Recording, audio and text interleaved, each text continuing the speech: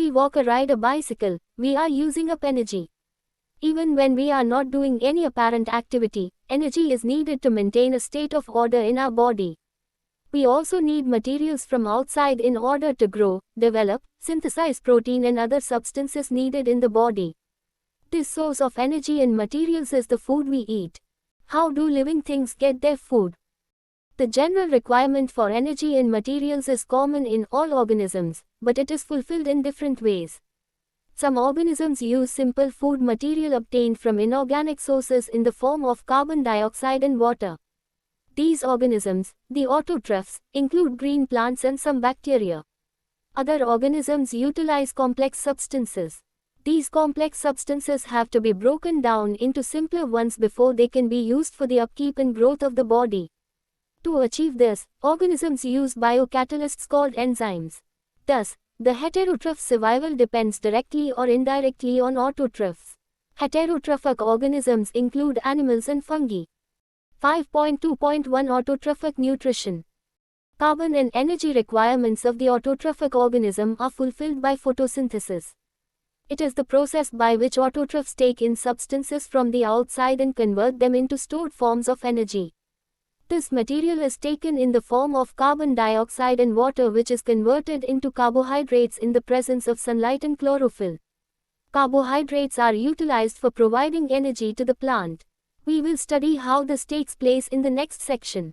The carbohydrates which are not used immediately are stored in the form of starch, which serves as the internal energy reserve to be used as and when required by the plant.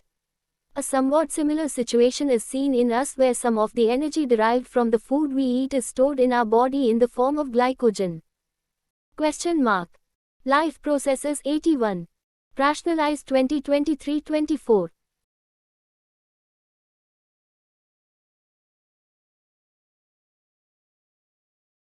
Science 82. Let us now see what actually happens during the process of photosynthesis.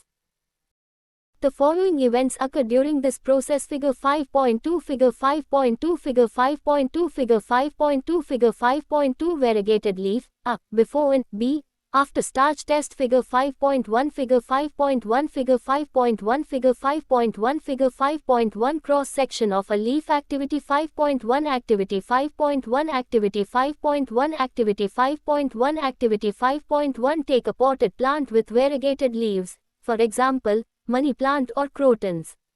Keep the plant in a dark room for 3 days so that all the starch gets used up. Now keep the plant in sunlight for about 6 hours. Pluck a leaf from the plant. Mark the green areas in it and trace them on a sheet of paper. Dip the leaf in boiling water for a few minutes. After this, immerse it in a beaker containing alcohol. Carefully place the above beaker in a water bath and heat till the alcohol begins to boil. What happens to the color of the leaf? What is the color of the solution?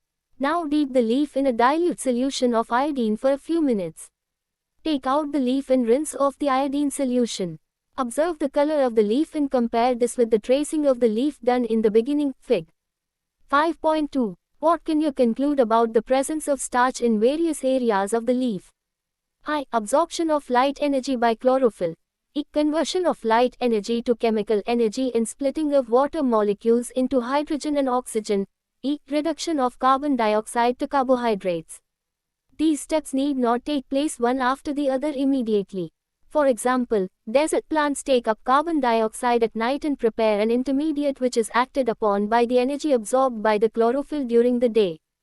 Let us see how each of the components of the above reaction are necessary for photosynthesis. If you carefully observe a cross-section of a leaf under the microscope, shown in Fig. 5.1, you will notice that some cells contain green dots. These green dots are cell organelles called chloroplasts which contain chlorophyll. Let us do an activity which demonstrates that chlorophyll is essential for photosynthesis. Rationalize 2023-24. Life processes 83. Now, let us study how the plant obtains carbon dioxide.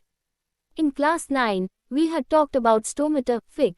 5.3, which are tiny pores present on the surface of the leaves. Massive amounts of gaseous exchange takes place in the leaves through these pores for the purpose of photosynthesis. But it is important to note here that exchange of gases occurs across the surface of stems, roots and leaves as well. Since large amounts of water can also be lost through these stomata, the plant closes these pores when it does not need carbon dioxide for photosynthesis. The opening and closing of the pore is a function of the guard cells. The guard cells swell when water flows into them, causing the stomatal pore to open. Similarly, the pore closes if the guard cells shrink. Take 2 healthy potted plants which are nearly the same size. Keep them in a dark room for 3 days. Now place each plant on separate glass plates. Place a watch glass containing potassium hydroxide by the side of one of the plants. The potassium hydroxide is used to absorb carbon dioxide. Cover both plants with separate bell jars as shown in Fig. 5.4. Use Vaseline to seal the bottom of the jars to the glass plates so that the setup is airtight. Keep the plants in sunlight for about 2 hours. Pluck a leaf from each plant and check for the presence of starches in the above activity. Both the leaves show the presence of the same amount of starch. What can you conclude from this activity? Figure 5.3, Figure 5.3, Figure 5.3, Figure 5.3, Figure 5.3, A. Open and B.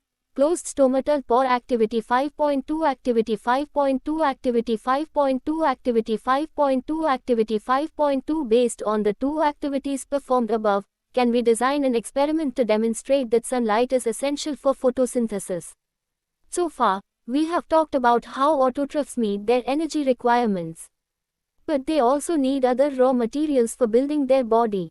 Water used in photosynthesis is taken up from the soil by the roots in terrestrial plants. Other materials like nitrogen, phosphorus, iron and magnesium are taken up from the soil. Nitrogen is an essential element used in the synthesis of proteins and other compounds. This is Figure 5.4 experimental setup, A. With potassium hydroxide, B. Without potassium hydroxide, A, B. Rationalized 2023-24. Taken up in the form of inorganic nitrates or nitrites.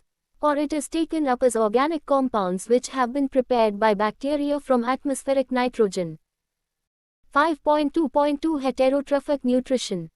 Each organism is adapted to its environment. The form of nutrition differs depending on the type and availability of food material as well as how it is obtained by the organism.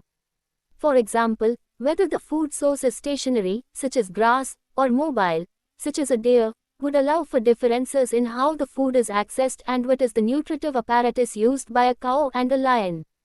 There is a range of strategies by which the food is taken in and used by the organism. Some organisms break down the food material outside the body and then absorb it. Examples of fungi like bread molds, yeast and mushrooms. Others take in whole material and break it down inside their bodies. What can be taken in and broken down depends on the body design and functioning. Some other organisms derive nutrition from plants or animals without killing them. This parasitic nutritive strategy is used by a wide variety of organisms like cuscuta, bell ticks, lice, leeches and tapeworms. 5.2.3 How do organisms obtain their nutrition? Since the food and the way it is obtained differ, the digestive system is different in various organisms. In single-celled organisms, the food may be taken in by the entire surface. But as the complexity of the organism increases, different parts become specialized to perform different functions. For example, amoeba takes in food using temporary finger-like extensions of the cell surface which fuse over the food particle forming a food vacuole, Fig. 5.5. Inside the food vacuole, complex substances are broken down into simpler ones which then diffuse into the cytoplasm. The remaining undigested material is moved to the surface of the cell and thrown out. In paramecium, which is also a unicellular organism, the cell has a definite shape and food is taken in at a specific spot. Food is moved to this spot by the movement of cilia which cover the entire surface of the cell.